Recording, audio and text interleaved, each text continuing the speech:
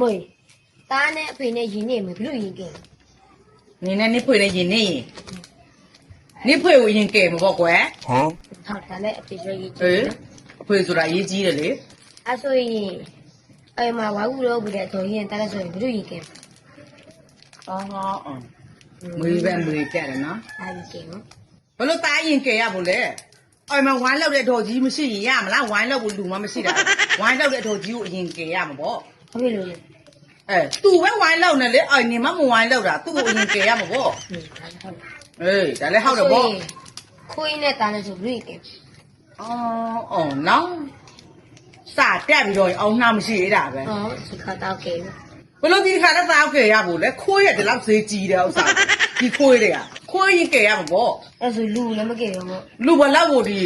ဘာလဲမလောက်အဲ့မလဲဘာလဲလောက်မရပဲအာကူမရ အဲ့ဆိုတာကြောင်ပွဲရဲ့နေတိုင်းဒါရီကူပဲလေးကြည့်တော့မယ် မမြတ်နေလေကြည့်သွား